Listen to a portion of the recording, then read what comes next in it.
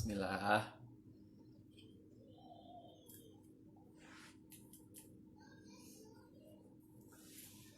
Bismillahirrahmanirrahim.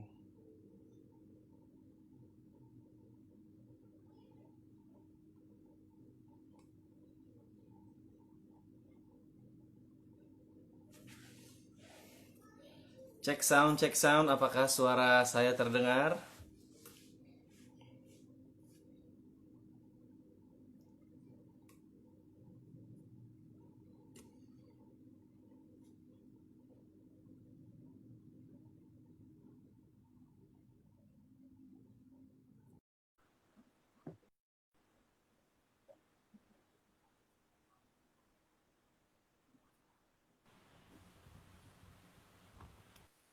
Masya Allah. Assalamualaikum. Waalaikumsalam. Bagaimana Mas Dika, suara saya terdengar jelas ya? Alhamdulillah terdengar jelas. Alhamdulillah. Oke, sebentar Mas ya. Oke, siap. Bagaimana Mas Dika kabarnya? Sehat alhamdulillah Mas Jiar. Alhamdulillah baik ya. Mas Jiar gimana? Sehat? Alhamdulillah sehat Mas. Masya Allah. Ini baru pertama kenal juga ya di sini ya. Iya, baru pertama kali ketemu Mas. Langsung ngobrol-ngobrol kita saya ilmunya Mas. Asli mana Mas Jiar? Tapi ini kita ngobrolnya santai-santai aja ya Mas ya. Oh iya, saling diskusi aja. Sebenarnya walaupun antum moderator kan kayaknya pengalamannya antum juga tinggi. Waduh. Biasanya kalau orang ilmunya udah tinggi tuh gini guys, dia merendah. Enggak, soalnya saya stalking IG aja kemarin. Aduh, sempet di stalking ya. Aduh. Malu nih, ada aib juga soalnya di situ. Oh, enggak. Asli mana Mas Jiar? Aslinya Bogor, Mas. Oh, tapi kuliah di UB ya? Kuliahnya di UB, alhamdulillah sudah selesai. Sudah selesai juga. Ya, Masnya waktu itu kuliah di Saya asli Surabaya, tapi kuliahnya di Universitas Trunojoyo, Bangkalan. Oke. Selesai lulus tahun berapa waktu itu, Mas? Tahun kemarin, bulan September. Oke. Alhamdulillah. Alhamdulillah. Sudah selesai Kalau amanah tahun perkuliahan ya. Saya baru tahun ini. Kemarin bulan Februari resmi lulus. Oh, tapi wisuda daring atau tatap muka? Belum. Oh, apa? Belum tahu. Alhamdulillah jadi. Belum saya belum wisuda. Oh gitu. Baru keluar surat keterangan lulus aja. Iya. Ya, semoga lah yang terbaik. Oke deh, Mas. Amin insyaallah. Kita mau ngobrol-ngobrol nih Mas, seperti tema yang kemarin udah di-share di media sosial, yaitu tentang e-wallet gitu ya. Sebelum kita masuk ke sana nih Mas, mungkin kita sedikit perkenalan dulu nih. Mungkin di antara audiens ada yang belum kenal dengan Mas Dika gitu. Coba mungkin disampaikan dulu saat ini kegiatannya apa saja, kemudian latar belakangnya seperti apa, biar teman-teman lebih kenal. Oh iya, jadi Assalamualaikum warahmatullahi wabarakatuh. Untuk teman-teman audiens Pak Mekis dimanapun berada, ya sebenarnya perkenalkan dulu, nama saya Ahmad Dika Maulana, biasa dipanggil Dika. Kesibukan saat ini, alhamdulillah sedang ada amanah di CMB Niaga Syariah sebagai praktisi cabang Surabaya. Kebetulan di sana ada amanah menangani tabungan haji. Jadi saya di bagian divisi haji untuk wilayah Jawa Timur. Gitu. Untuk pengalaman pendidikan ya tadi di UTM Bangkalan, ekonomi syariah jurusannya. Latar belakang yang lainnya mungkin saya kenal tahu Mas Jihar dan beberapa teman-teman founder dari Pak Mekis dari ini ya. Ada sedikit hubungan dengan FOSE ya waktu itu ya, karena memang sepertinya founder dari platform ini juga adalah alumni KIES. Iya. Gitu sih. Iya. Mungkin ada yang nggak tahu FOSE itu Mas. Mungkin ada yang baru pernah dengar FOSE itu apa gitu. Oh gitu. Jadi FOSE ini kepanjangannya dulu Forum Silaturahim Studi Ekonomi Islam. Jadi forum yang mewadahi seluruh mahasiswa pecinta ekonomi Islam di Indonesia. Jadi nggak terbatas mahasiswa jurusan ekonomi syariah aja, tapi yang penting adalah kampus-kampus di Indonesia itu punya kelompok studi ekonomi Islam, gitu sih. Ya, ya, ya, ya.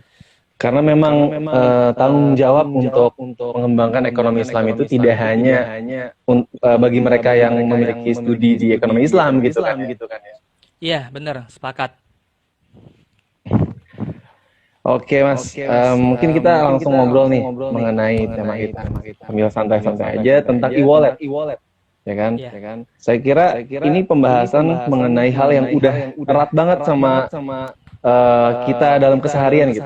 Apalagi kalau saya kan di Bogor, di Jakarta, itu kayak bahkan jarang megang cash gitu. Seringkali ya emang kita sehari-hari bayar apapun, makan, transportasi, semuanya tinggal klik dan klik menggunakan e-wallet salah. Nah, mungkin untuk memulai diskusi kita, mungkin bisa Mas Dika sampaikan dulu nih mengenai definisinya, dasar-dasar tentang e-wallet itu apa sih sebenarnya? Ya.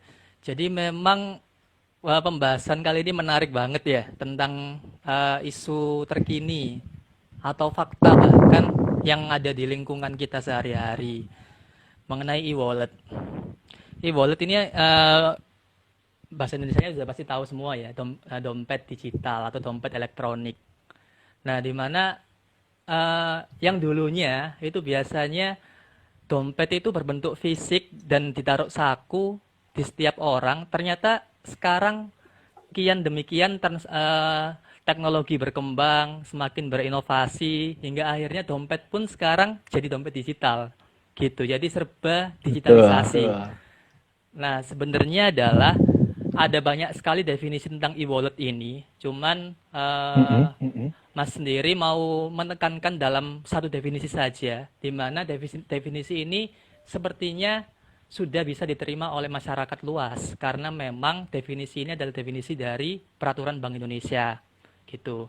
Jadi definisi elektronik wallet atau e-wallet adalah layanan elektronik untuk menyimpan data instrumen pembayaran, antara lain alat pembayaran dengan menggunakan kartu atau uang elektronik yang dapat juga menampung dana ataupun untuk melakukan pembayaran. Nah, jadi Mas Dika bisa ini sih, Mas bisa menyimpulkan dari definisi yang menurut Peraturan Bank Indonesia tadi bahwasanya e-wallet ternyata juga bagian dari uang elektronik atau e-money. Gitu. Cuman kalau memang mau pembahasan detail tentang ternyata memang ada perbedaan juga antara e-wallet dengan e-money. Walaupun memang e-wallet ini berbeda ya? Berbeda. Walaupun e-wallet ini adalah bagian dari e-money ya, gitu. Oh ya, oke. Perbedaannya di mana letak perbedaannya?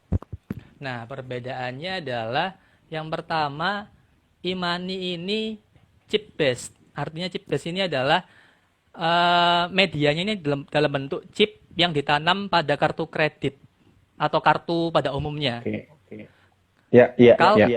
Kalau e-wallet ini berbasis pada server, jadi server base. Jadi berbasis server itu berarti bisa juga dalam bentuk e-money juga, karena e-money selain juga chip juga dalam bentuk server. Jadi dalam kata lain e-wallet ini adalah bagian dari e-money. Terus yang kedua ada jangkauan penggunaan. Jangkauan penggunaan tentunya e-money itu lebih luas daripada e-wallet. Karena e-money itu bisa penggunaannya dalam skala besar. Dalam skala besar maksudnya adalah kalau e-wallet itu hanya bisa digunakan untuk belanja online, sedangkan e-money bisa untuk digunakan bahkan sampai kepada belanja-belanja yang memang cakupannya besar, seperti tagihan BPJS, tagihan TV berbayar, dan lain sebagainya. Gitu. Yang terakhir, cara pengisian saldo. Cara pengisian saldo ini juga berbeda. Kalau e-money lebih luas. Tadi bisa mulai dari mesin EDC, ATM, ataupun gerai retail. Ataupun bisa berbasis server juga. Tapi kalau e-wallet ternyata nggak bisa harus lewat media. Media maksudnya adalah OVO, GoPay, Dana, Link Aja, dan sebagainya. Gitu sih Mas biar Nggak bisa lewat gerai gitu, belum bisa lewat gerai berarti ya? kalau e-wallet bisa lewat gerai, cuman dia nggak bisa lewat mesin EDC atau ATM. Tapi kalau e-money Oh, bisa, oke, oke, oke. gitu. Oh, ya, ya, ya. Berarti tadi tiga perbedaan e-wallet dengan e-money gitu ya. Yang Iya, pertama tadi kalau e-money itu ada chipnya, selain dia juga berbasis server, tapi dia ada chipnya. Itu membuat sebenarnya e-wallet bagian dari e-money karena dia kan berbasis server. ya. Kemudian tadi yang kedua, apa Mas? Mas? Yang kedua tadi ini jangkauan penggunaan, jangkauannya Ah, fungsinya ya, jangkauan lebih besar. penggunaan. Iya, Oke. Lebih luas e-money ketimbang e-wallet gitu ya. Oke. Dan yang terakhir tadi mengenai maksimal saldonya. Jadi saldonya Oke. kalau e-money itu sebenarnya ini kalau maksimal saldo itu sebenarnya lebih unggul e-wallet karena memang yang bisa diisikan untuk e-money itu ternyata maksimal 1 juta, tapi kalau e-wallet bisa bahkan sampai 10 juta. Bisa sampai 10 juta. Hmm. Oke, berarti dari maksimal saldo juga menjadi salah satu poin perbedaan ya. Iya. Oke. Sekarang kita ngomongin soal contoh realnya dulu deh Mas. Di masyarakat. Contoh yang e-wallet sama e-money itu yang mana gitu? Biar makin tahu yang perbedaannya gitu. Oh gitu. Jadi contoh dari e-money itu bisa yang pertama kali muncul adalah Breezy BRI. Breezy BRI itu bahkan saya kenal ketika SMA. Ada Breezy, Waduh. terus kalau BCA ada Flash BCA, kalau Mandiri ada e-money Mandiri, kalau BTN ada Blink BTN. Macam-macam, tergantung banknya, tergantung nama dari banknya. Biasanya nama bank itu mengikuti nama e-money-nya. Kalau Bank Mega Cash, gitu. Dan seterusnya. Nah, kalau e-wallet itu, ya ini seperti yang saya contohkan tadi. Salah satunya adalah yang sering kita gunakan ketika kita ini ya, mau pergi nonton bioskop, ataupun ngopi di kopi-kopi kekinian, seperti Janji Jiwa dan sebagainya. Itu kayak OVO, GoPay. Kalau di perbankan saya namanya rekening ponsel CMB Niaga, Oktomobil CMB Niaga. Itu contoh e-wallet. Jadi gitu. Oke. Tapi bukannya GoPay itu bisa pakai buat bayar macam-macam juga ya Mas sekarang?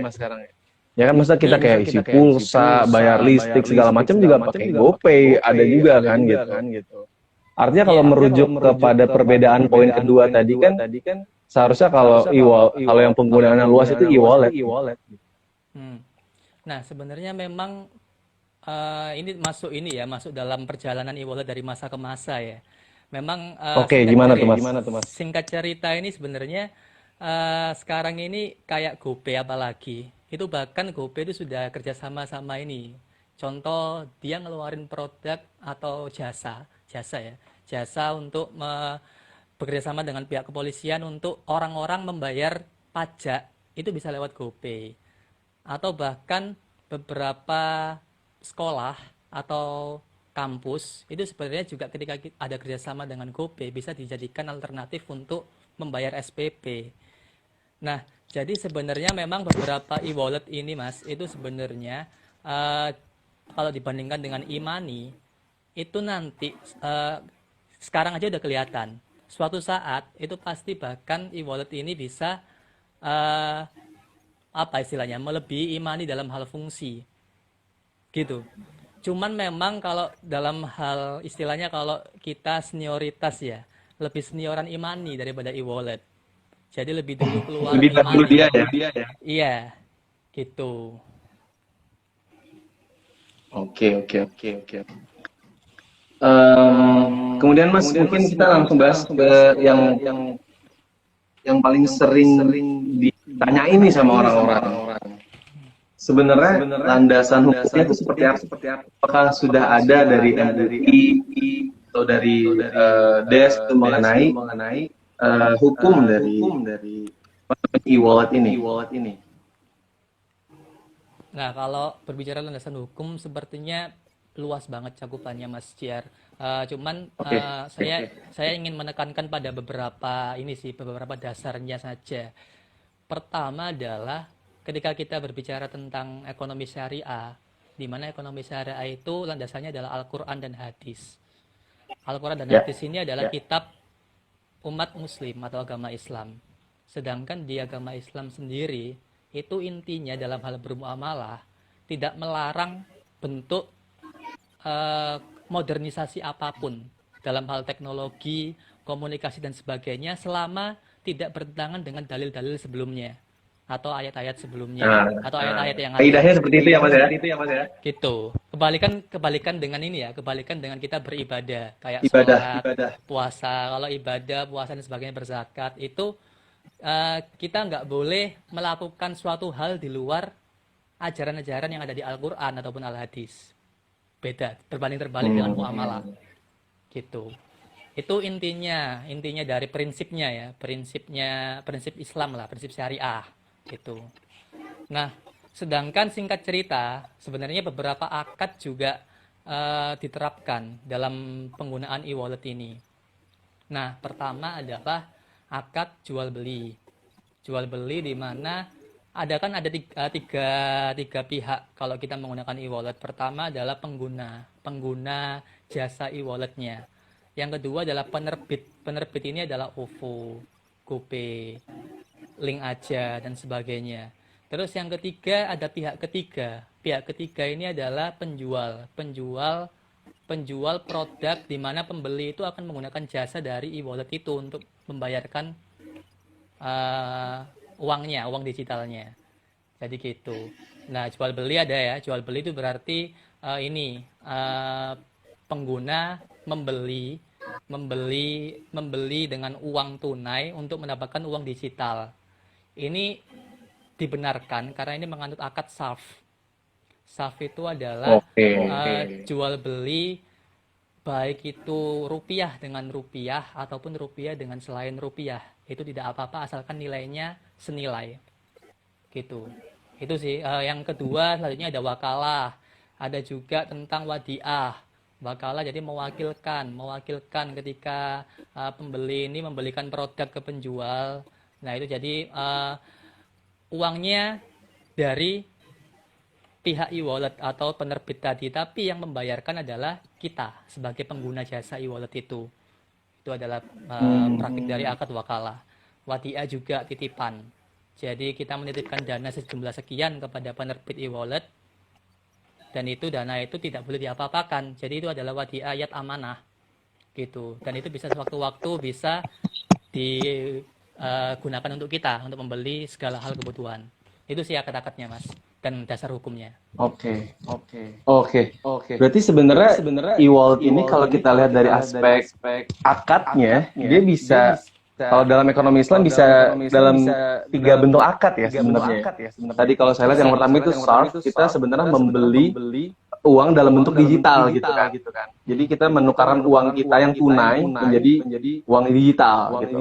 Kemudian yang kedua bisa juga termasuk akad wakalah. Kita mewakilkan jadi pihak yang kedua tadi dia membelikan barang dengan uang kita sebenarnya.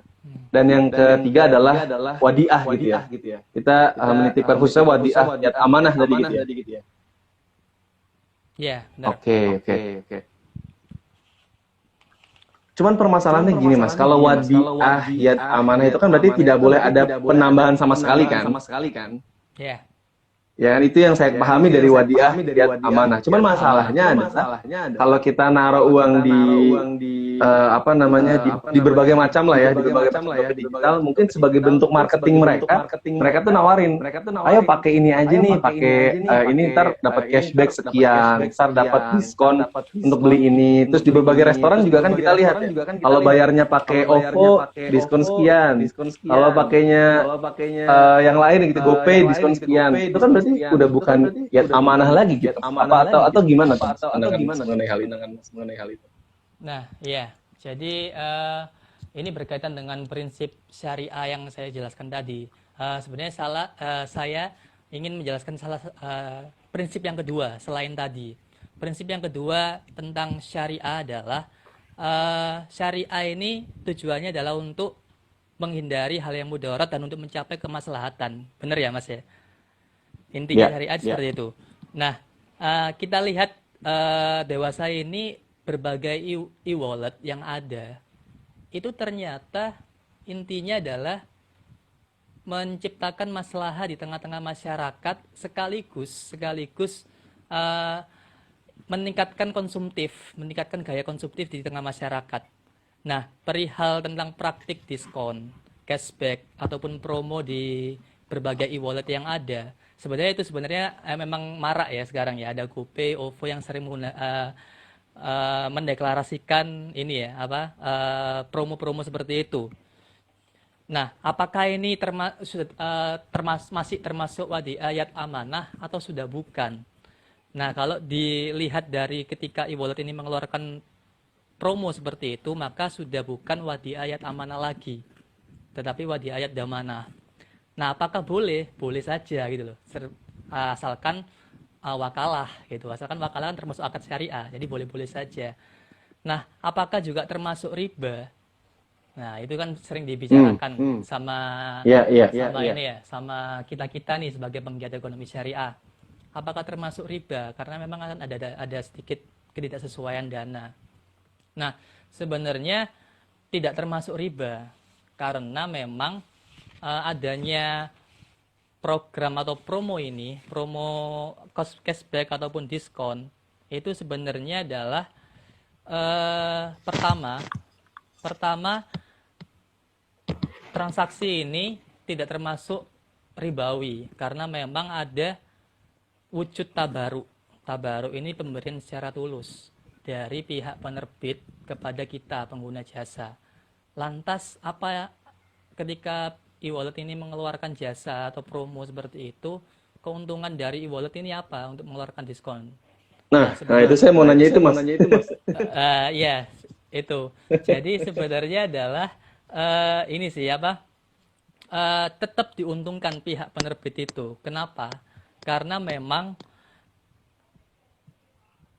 sebenarnya adanya e-wallet ini itu secara sejarahnya dari masa ke masa tadi sebenarnya walaupun memang labelnya ini tidak ada label syariah ya. Kan kita tahu kalau label syariah kan adanya di link aja.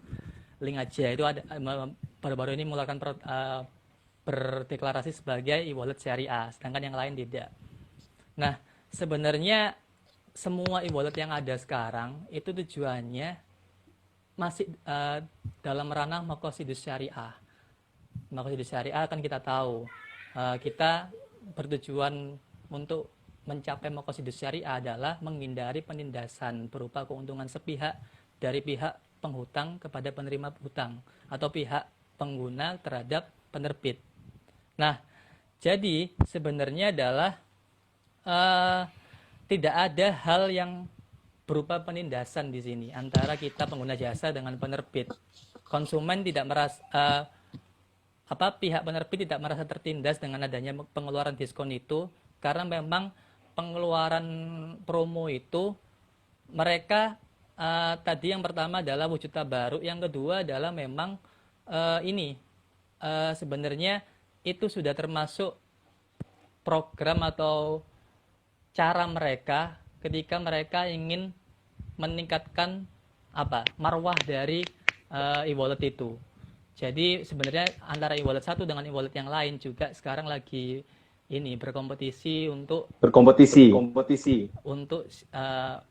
sebenarnya semakin banyakan masyarakat itu tertarik untuk menggunakan itu. Jadi gitu. Sebenarnya sudah ada hitungan sendiri di pihak penerbit itu. Oke. Saya balik lagi ke pertanyaan yang awal ya. Jadi kalau pertanyaannya mengenai apakah ini wadiah amanah, masih wadiah amanah atau enggak, jadi jawabannya udah enggak. Masuknya ke wadiah manah. And it's okay gitu kan, enggak apa-apa. Bahkan juga bisa termasuk wakalah juga. Itu terjawab Mas. Oke, pertanyaan saya jawab. Sebenarnya tadi jawaban Mas ini sudah menjawab beberapa pertanyaan saya yang berikutnya gitu. Tapi nggak apa-apa, sekalian saya bahas juga. Tadi yang kedua itu mengenai hibahnya kan. Kalau tentang riba, tadi Mas sampaikan ini nggak riba kok karena tidak ada yang terzolimi di sini. Termasuknya tabaru, tolong menolong, mereka juga melakukan secara sukarela gitu. Nah, yang ingin saya masih belum kurang paham mengenai keuntungannya, Mas. Maksud saya OVO, kemudian berbagai dompet digital lain itu sebenarnya dapat keuntungannya dari mana? Mungkin bisa dijelaskan dari ketika kita masukin uang nih ke OVO dan GoPay dan lain sebagainya. Itu tuh perputaran seperti apa? Apakah benar-benar nggak diapa-apain? Atau ada perputaran seperti apa? Yang menghasilkan keuntungan bagi mereka? Oke. Sebenarnya adalah praktik diskon, cashback atau promo pada e-wallet itu sebenarnya secara kajian fikih penyimpanan uang yang menjadi saldo dalam pembayaran online tersebut tergolong akad. Nah, ini juga saya kelupaan satu menjelaskan akadnya. Akad qard atau hutang. Gitu. Jadi pada e-wallet pemanfaatan jasa dalam e-wallet tersebut harus bernilai sama dengan konsumen lain ketika mereka membayar atas jasa yang digunakan secara cash. Itu yang pertama, prinsip dari akad qard. Nah, sedangkan realita yang terjadi, konsumen itu membayar via aplikasi dengan membayar cash nominal, pembayaran cenderung berbeda. Jadi itu tadi kan ya, kalau kita bayar tunai, kopi itu nilainya harganya 16.000, tapi kalau kita menggunakan OVO bisa jadi 14.000 karena ada diskon. Nah, apakah itu riba? Sebenarnya itu tidak riba, karena perlu pengkajian bahwa untuk orang-orang yang menganggap itu riba. Misalnya orang-orang yang menganggap riba itu adalah riba qardhu. Riba qardhu itu adalah berlaku jika memang keuntungan pada pihak yang dinyatakan dalam akad. Sedangkan dalam GoPay, OVO secara spesifik tidak ada unsur persyaratan dari riba qardhu. Gitu. Nah, sebentar Mas, mohon maaf Mas. Oke. Sebelum dilanjutkan mengenai bagaimana akad-akad yang terjadi di dalam dompet digital ini tidak riba, saya ingin kembali ke pertanyaan saya tadi mengenai sebenarnya uang kita itu nih ketika masuk itu diapain gitu. Maksudnya prosesnya seperti apa sampai mereka dapat keuntungan. Saya masih belum paham aja sih keuntungan mereka itu dari mana gitu. Okay. Nah, ya sebenarnya ini juga jadi jadi pembahasan yang menarik di antara kita atau orang-orang pada umumnya. Nah, tadi misal kita membeli sesuatu itu adalah kopi. Kopi itu harganya 16.000. Ketika kita membayar tunai, harga kopi tersebut adalah 16.000. Tapi kalau ketika kita menggunakan OVO semisal, maka ada promo di OVO biasanya cashback 30%. Jadi kita tinggal bayar contoh lah ambillah 14.000 gitu. Nah, terus pihak penerbit dari e-wallet ini, pihak OVO itu untungnya dapat dari mana? Sedangkan lebih murah gitu ya. Nah, untung yang didapat oleh pihak penerbit e-wallet itu sebenarnya didapat dari semakin banyak jasa yang ada di masyarakat menggunakan OVO tersebut. Jadi semakin banyak jasa yang digunakan oleh masyarakat, maka akan semakin besar rate itu adalah nilai atau ranking atau pencapaian dari e-wallet. Nah, semakin banyak masyarakat yang menggunakan OVO atau GoPay atau link aja syariah, maka itu sudah menjadi keuntungan bagi mereka. Jadi tidak hanya sekedar uang tunai yang dibayarkan oleh kita sebagai pengguna, tapi mereka ketika sudah banyak nih yang menggunakan itu, maka mereka juga akan mendapatkan untung dari situ, jadi dari nilai kualitas atau nilai. Jadi seperti itu.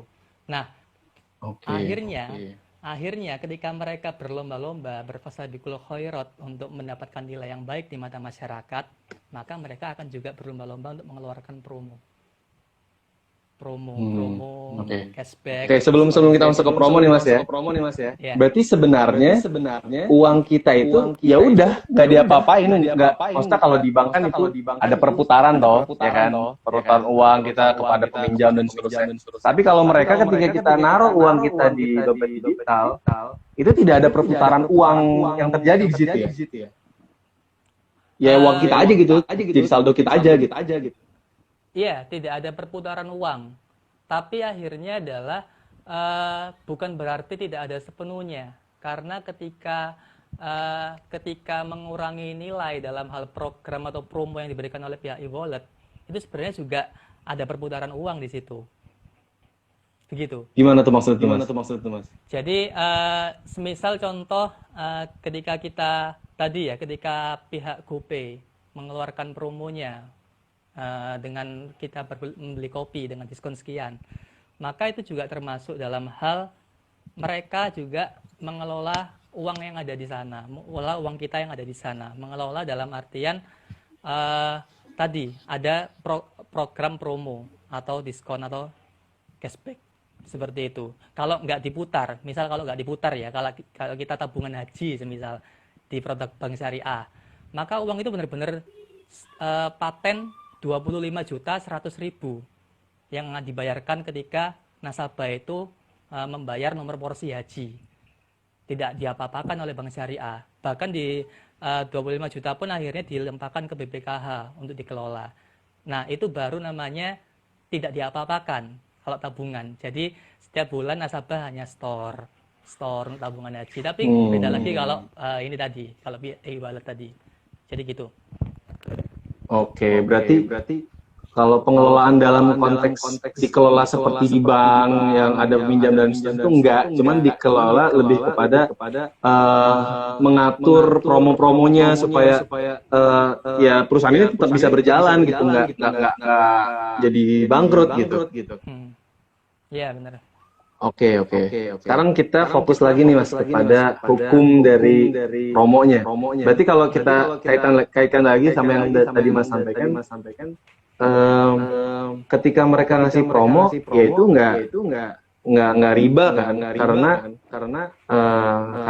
ya mereka memberikan itu dengan sukarela gitu. Ya kan? Nah, cuman kalau misalkan pandangannya misalkan saya ada beberapa pandangan nih. Salah satunya yang pertama dulu, ya uang kita jadi lebih berharga gitu. Kan kita kan tadi kan kalau misalkan surf, kita membeli uang digital, artinya uang digital yang kita beli di OVO itu lebih berharga, lebih tinggi nilainya ketimbang uang tunai gitu. Itu yang pertama yang mungkin menarik untuk dibahas. Yang kedua, itu mendorong perilaku kalau dalam Islam itu israf gitu, atau berlebihan, atau membeli hal yang sebenarnya nggak kita perlu. Ya kan, kadang-kadang karena kita ngeliat promo nih, wah lagi diskon nih GoPay gitu kan, beli martabak gitu. Jadinya beli padahal nggak butuh, atau kita beli belanja online nih lagi diskon padahal nggak butuh. Itu kan juga dalam Islam kan perilaku itu tidak dibenarkan gitu. Nah, mengenai kedua pandangan itu bagaimana Mas? Yang pertama dulu deh, mengenai yang sorof tadi. Berarti kan nilainya lebih dari nilai sebenarnya. Oke. Nah, sebenarnya awal adalah tentang prinsip syariah dalam bermuamalah. Itu sebenarnya ada dua pondasi. Pertama adalah nilai syariah, atau misalnya islami enggak atau syariah enggak, itu dilihat dari nilainya atau kegiatan transaksinya. Yang kedua, bisa melalui sistem artinya label syariah. Jadi Link Aja Syariah mengeluarkan sebuah terobosan baru, yaitu e-wallet yang berbasis syariah. Itu adalah sistem atau label. Nah, pertanyaannya kemudian adalah yang bagus yang mana? Apakah yang nilai atau kebiasaan kita dalam bertransaksi sudah islami, atau labelnya? Yang diutamakan yang mana? Yang lebih bagus adalah dua-duanya diterapkan. Nilainya iya, labelnya iya. Nah, dewasa ini akhirnya beberapa e-wallet yang sudah ada sekarang itu mereka belum mendeklarasikan dirinya sebagai e-wallet syariah. Hanya link aja yang mendeklarasikan sebagai syariah, e-wallet syariah gitu. Nah, terus akhirnya ketika sudah tidak ada label syariah, terus ada promo-promo cashback, diskon dan sebagainya yang sebenarnya sudah agak bertentangan dengan akad salaf tadi. Nah, terus gimana nih kehalalannya ketika kita gunain OVO, GoPay dan sebagainya? Nah, sebenarnya itu semua yang sudah kita diskusikan ini dalam bagian ini itu tidak termasuk riba, tidak termasuk transaksi yang haram. Karena memang yang pertama tadi sudah saya katakan, kedua belah pihak itu sudah sama-sama benar-benar sudah jelas dan rela. Jadi benar-benar OVO itu tujuannya ini loh, menggunakan promo. Terus kita juga merasa tertarik menggunakan itu. Yang kedua adalah prinsip tabaruk tadi ya. Tabaruk tadi juga ternyata ada tujuan lagi untuk dari pihak penerbitnya untuk meningkatkan rate tadi. Nah, terus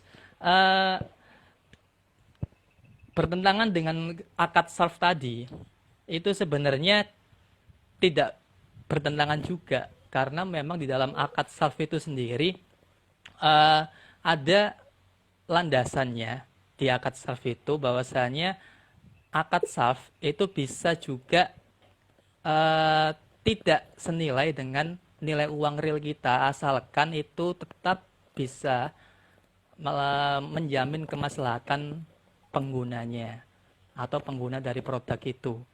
Jadi kembali lagi, selama pondasinya adalah rela sama rela dan jelas sama jelas, dan juga sudah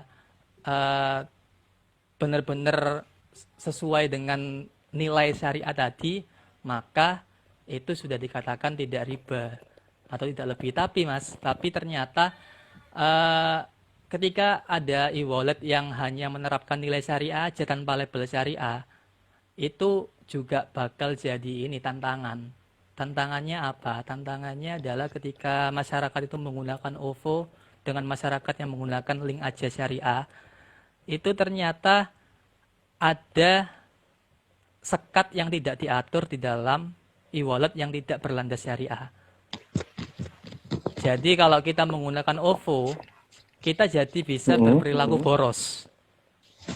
Kita bisa berperilaku foya-foya karena memang tergiur dengan promo itu. Nah, perilaku-perilaku tersebut itu juga tidak sesuai dengan etika Islami. Nah, tetapi ketika kita di e-wallet syariah, itu ternyata ada sekat-sekat yang mengatur itu. Sekat-sekat yang mengatur itu adalah minimal kalau link aja syariah. Beberapa teman saya yang teman-teman dekat yang sudah menggunakan ini, karena kita juga sering cerita-cerita, ternyata ada minimal saldo yang tidak bisa digunakan untuk transaksi. Jadi gitu. Jadi saldo sekian sudah tidak bisa digunakan transaksi. Tapi kalau OVO kita saldonya tinggal 20.000, kita bisa masih membeli barang hingga saldo itu habis, selama barang itu harganya sesuai dengan nilai uang yang ada di OVO kita. Jadi seperti itu. Oke. Sebelum saya sebenarnya ada follow up pertanyaan mengenai pertanyaan saya tadi. Cuman sebelum saya masuk ke follow up itu, saya ingin kembali sedikit nih. Tadi kan kalau kita lihat sebenarnya akad yang terjadi ketika kita menaruh uang kita di dompet digital itu bisa masuk ke dalam 3 akad tadi kan ya. Sorf, wakalah, dan wadiah. Yang ingin saya tanyakan itu yang benar-benar terjadi itu apakah tiga-tiganya sebenarnya terjadi gitu, atau tergantung niat kita. Maksudnya gini, bisa jadi soalnya hukumnya berbeda ketika kita meyakini ini adalah akad wadiah. Seperti tadi misalkan ketika dalam konteks wadiah kan seharusnya nggak ada tambahan wadiah amanah. Tapi kalau dalam wakalah itu mungkin menjadi sah-sah aja gitu misalkan.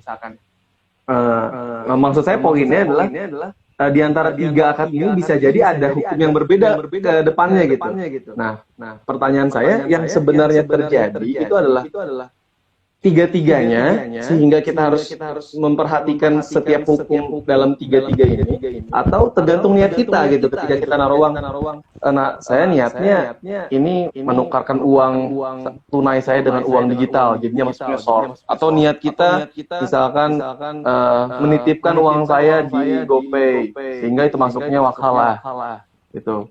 Atau gimana gitu Mas? Jadi Mas paham nggak pertanyaan saya? Yang terjadi itu semuanya atau gimana gitu? Oke. Ketika kita menggunakan jasa e-wallet itu berarti kita menggunakan semua akad itu. Jadi yang pertama ketika kita mengisi saldo Oktomobile di Xiaomi Niaga contoh, atau mengisi saldo OVO dan yang lainnya, maka kita juga otomatis sudah menggunakan prinsip akad jual beli gitu. Itu jual beli yang pertama. Terus ketika kita nilai dana uang itu masuk ke e-wallet, maka itu sudah termasuk akad wadiah. Nah, lalu ketika kita membayarkan untuk membeli suatu barang dengan jasa e-wallet, maka itu sudah termasuk akad wakalah. Gitu. Jadi intinya tidak salah satu, tapi semua akad diterapkan. Gitu. Asalkan rentetan kegiatan kita sampai kepada membeli produk. Tapi kalau kegiatan kita hanya sampai mengisi saldo, maka akadnya hanya sampai kepada jual beli dan wadiah. Belum sampai kepada wakalah. Solve-nya gimana? Solve-nya? Kalau solve tadi ketika pihak e-wallet sudah mengeluarkan promo cashback diskon, maka itu sudah menerapkan akad dari soft, walaupun memang tidak senilai ya. Ketika kita membeli saldo itu juga termasuk prinsip dari akad soft karena sudah senilai gitu. Tapi ketika sudah tidak senilai, maka itu juga tidak membatalkan akad soft. Asalkan tadi akad soft tadi kan intinya asalkan jelas sama jelas, rela sama rela dan sebagainya gitu. Oke mas. Berarti dalam proses transaksi kita dari awal buka akun sampai akhir kita berbelanja sampai bahkan mendapatkan promo itu di dalamnya terdapat beberapa akad gitu ya. Benar. Walaupun memang beberapa e-wallet tidak berlabel syariah ya mas ya. Tapi sebenarnya sudah nilainya syariah gitu. Ya karena syariah atau tidak itu tidak ditentukan dari labelnya gitu mas ya. Bener. Toh zaman Nabi juga makan nggak ada sebutan syariahnya gitu kan.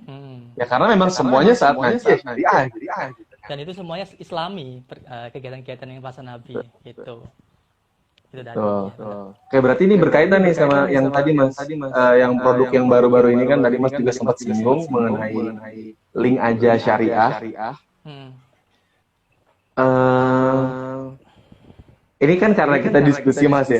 Karena kita diskusi jadi menurut saya nggak masalah gitu kalau saya ada yang nggak sependapat nih mengenai label gitu. Oke, siap. Ya kan? Tidak apa-apa. Tadi kan mas sampaikan bahwa nilai dan label ya sama-sama penting gitu kan.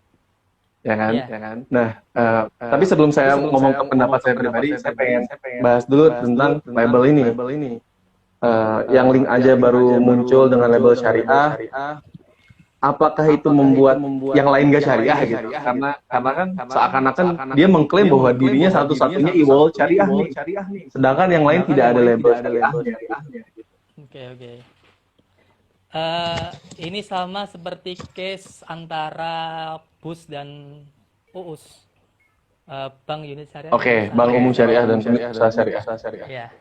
Kalau kita lihat Mandiri Syariah, BRI Syariah, mereka sudah BUS. Tapi ketika kita melihat Xiaomi Niaga Syariah masih unit usaha syariah. Nah, antara BUS dan UUS ini ternyata juga sama dengan case yang ada di e-wallet syariah ataupun e-wallet yang belum berlabel syariah. Karena kalau kita berbicara tentang UUS, desain Niaga Syariah bisa melayani produk syariah saja. Kalau CMB Niaga konvensional mereka bisa melayani jasa syariah dan konvensional. Tapi kalau SMB Niaga Syariah tidak bisa melayani jasa konvensional, SMB Niaga yang konvensional. Itu kalau UUS. Oke. Tapi kalau Oh, ya di situ. Tapi kalau BUS benar-benar terpisah, Mas. Jadi konven ya konven saja, syariah ya syariah saja. Jadi ketika ada nasabah BSM, maka mereka harus ke BSM, nggak boleh ke Bank Mandiri, gitu. Karena memang sudah BUS. Nah, sama seperti kayak e-wallet syariah dan e-wallet yang belum berlabel syariah.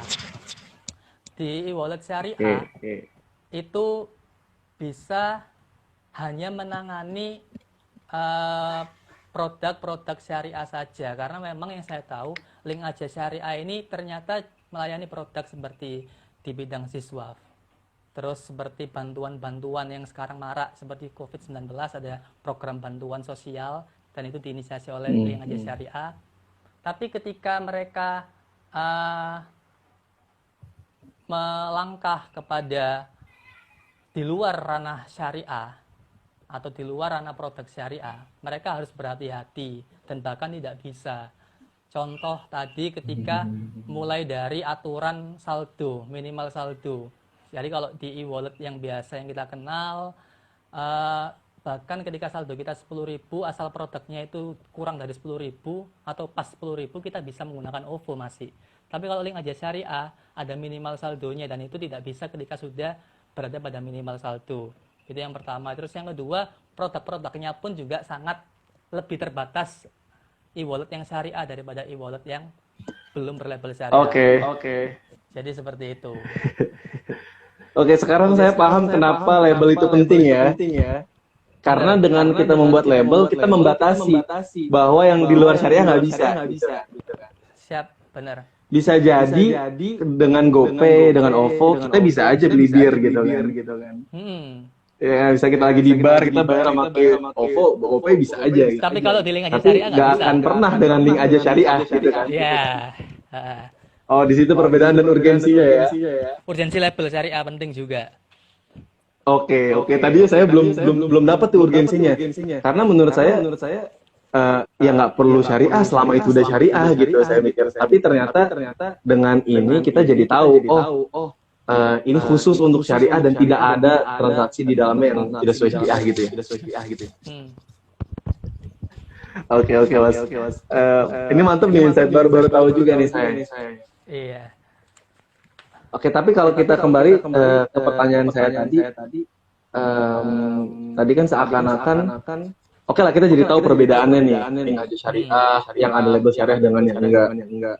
Cuman kemudian bukan berarti kita sebagai muslim menggunakan OVO dan lain sebagainya yang nggak ada label syariahnya nggak boleh dong gitu kan. Bagaimana? Iya, jadinya adalah masyarakat yang paham atau intinya tahu dulu lah mengenai dasar-dasar muamalah sesuai dengan syariah.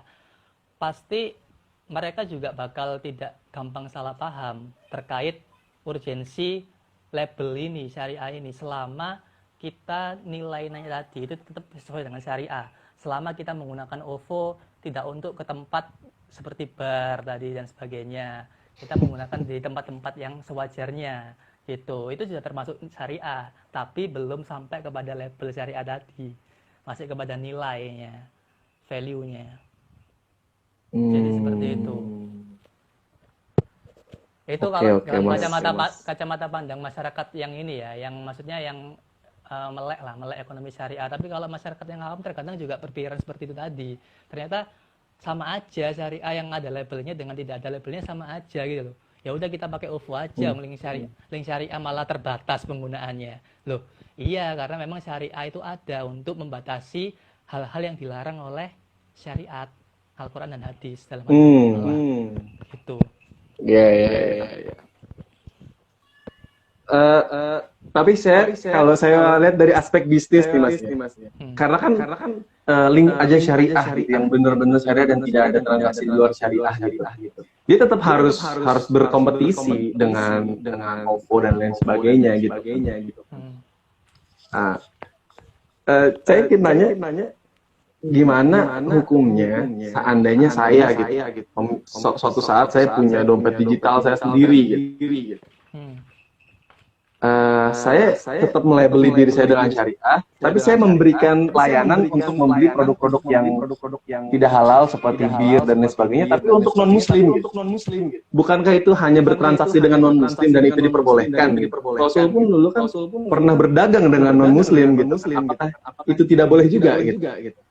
Oke. Nah, sebenarnya adanya e-wallet yang sudah mendeklarasikan dirinya sebagai e-wallet syariah, ini mereka kenapa kok berani mengeluarkan label syariah? Karena ternyata latar belakangnya ada dua. Yang pertama adalah mendukung Master Plan Indonesia sebagai pusat ekonomi syariah dunia. Yang kedua juga mendukung visi dari Komisi Nasional Ekonomi Keuangan Syariah, Next, gitu.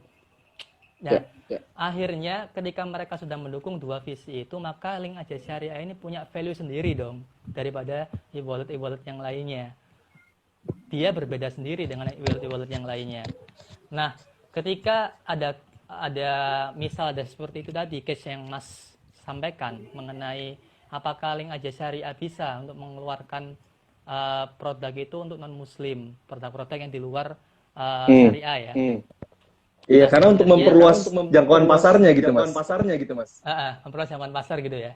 Nah, sebenarnya adalah tidak bisa ketika ada nggak boleh ya. Semua lembaga yang sudah berlabel syariah, Anda itu bank syariah sampai ke e-wallet syariah, itu mereka mengeluarkan ini.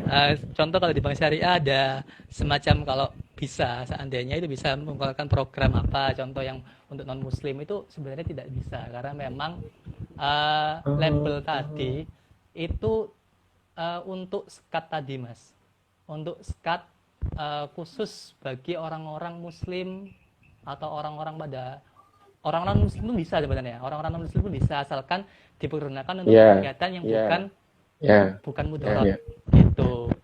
Jadi bukan pada aspek ininya ya, bukan pada aspek kegiatan transaksinya, tapi aspeknya adalah bukan kepada aspek siapapun latar belakang orangnya, entah muslim atau non muslim, tapi latar belakang transaksinya apakah itu mudarat atau tidak. Itu. Oh gitu ya. Jadi kenapa kita juga tidak membuka layanan itu, even itu untuk non muslim, misalkan jual bir gitu ya. Ya kan gue jual ke non muslim, memang kenapa gitu? Itu tetap mudorot gitu kan jawabannya gitu. Even itu ke non muslim gitu. Oke. Jadi tidak dilihat kepada siapa kita bertransaksi, tidak hanya itu aja, tapi juga apa barang yang kita perjualbelikan. Benar. Oke. Berarti kita dapat banyak banget insight baru dan yang dulunya mungkin mikir kayak ya udah sih make OVO, Dana dan lain sebagainya juga halal. Tapi sebenarnya ada yang lebih penting ketimbang halal, ketimbang mubah, ada, yaitu pilihan yang benar-benar syariah. Dan kita sebaiknya mendukung itu, gitu kan Mas ya? Iya, benar, sepakat. Oke. Jadi mungkin ini sedikit himbauan juga ya buat teman-teman semua di sana untuk yang mungkin belum punya nih dompet digital syariah, termasuk saya sendiri. Iya, saya pun belum buka. Kita mulai. Belum buka Mas ya? Iya. Nah, boleh nih mulai kita membuka dompet digital yang syariah. Bahkan kalau perlu sebenarnya seharusnya di setiap dompet digital yang sekarang sudah ada ya di syariahisasi gitu. Disyariahkan. Ya ada dana syariah, OVO syariah gitu. Iya, harapannya gitu. Idealnya ya. Amin. Nah ini mungkin jadi ceruk pasar juga bagi teman-teman yang berlatar belakang pendidikan di ekonomi Islam gitu ya. Untuk berdakwah kerjanya itu ya tidak hanya benar-benar di bank syariah atau lembaga yang udah ada syariahnya gitu. Tapi dengan kita masuk ke tempat-tempat kayak OVO gini, kita juga bisa membuka peluang gitu kan Mas. Peluang untuk berkembang syariah gitu. Jadi memang kalau dilihat untung-untungnya jadinya kok ternyata lebih luas cakupan transaksi di e-wallet yang bukan syariah daripada yang syariah. Tapi ketika kita menggunakan e-wallet syariah tadi, kita juga mendukung itu tadi, visi jangka panjang Indonesia dan sebagainya, walaupun memang lebih terbatas transaksinya di e-wallet syariah. Gitu. Iya, iya. Oke, luar biasa guys, kita dapat banyak dalam hari ini. Thank you banget nih Mas Dika. Saya juga jadi ada beberapa pola pikir saya yang berubah gitu setelah diskusi ini. Oke Mas, karena sebenarnya waktu kita nggak banyak-banyak banget nih, terbatas. Kita mungkin sekarang saya berikan kesempatan nih buat Mas Dika untuk mungkin memberikan sedikit penutupan gitu, bukan penutupan sih, closing statement lah gitu bahasanya tentang apa yang ingin kita bahas hari ini, poin utama apa yang sebenarnya harus disampaikan ke audiens. Iya, udah penutup jadi ya Mas ya. Alhamdulillah kalau gitu. Iya. Mau kita lanjut Mas, masih bisa sih sebenarnya, cuman durasinya ini. Oh iya ya, 60 menit ya maksimal. Oke, sebagai closing statement sebenarnya sederhana dari saya, apapun yang memang sudah ada ikhtiar untuk yang berkaitan dengan ekonomi syariah, maka kita perlu dukung, perlu support. Kalau bisa supportnya jangan hanya memakai jasanya saja, tapi juga mengkampanyekan itu ke masyarakat, mengkampanyekan itu ke sekitar. Tidak usah jauh-jauh lah, nggak usah jauh-jauh ke mana-mana, yang penting lingkungan rumah kita dulu, tetangga-tetangga, ya kenalkan dikit-dikit mengenai ini tadi yang perlu dijelaskan tentang pentingnya semua hal yang berlabel syariah gitu. Selama ada tempat-tempat yang berlabel syariah, maka kita harus gunakan itu. Itu sebagai closing statement. Berarti itu ya guys. Jadi emang boleh, emang tidak haram selama kita tidak menggunakan OVO, Dana dan seterusnya untuk transaksi yang haram gitu. Emang nggak apa-apa gitu kita beli nasi goreng pakai Dana itu ya boleh aja gitu. Akan tetapi ini ada saudara kita yang mengeluarkan produk khusus untuk syariah, dan ini juga secara tidak langsung juga membantu nahi mungkar gitu kan, karena mereka memberikan keterbatasan untuk masyarakat bertransaksi yang haram. Yo dibantu ngono loh gitu kan. Iya benar. Dan juga nanti kalau ditanya di akhirat, kalau kita bayangin, ini ada produk syariah, apa yang kamu lakukan? Apa yang sudah kamu lakukan untuk mendukung mereka? Sedangkan kamu pakai produk yang lain kan ngeri juga ditanya. Iya, benar banget. Karena kan peradilan akhirat lebih berat gitu ya, lebih menakutkan dan lebih adil. Oke. Siap guys, mulai besok ya, atau mulai hari Senin, langsung searching gimana buka dompet digital yang syariah. Bagi teman-teman yang punya latar belakang pendidikan ekonomi syariah, harus semangat karena kita punya banyak banget ladang untuk berdakwah.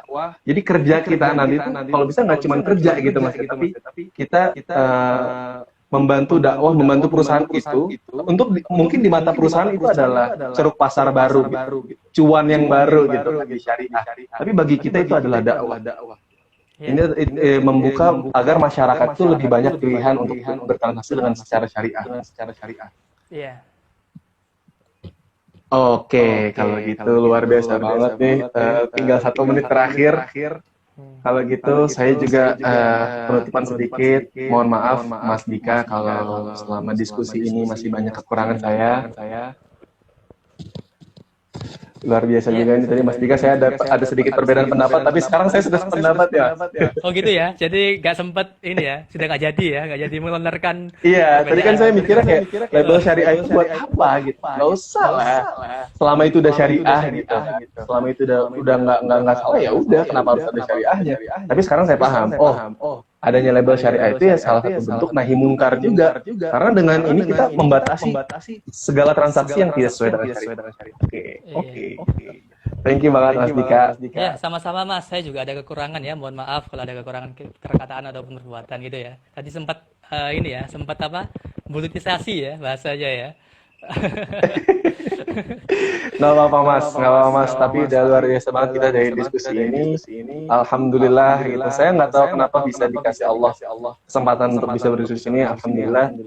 Saya bersyukur kepada Allah dan juga berterima kasih kepada Mas Dika.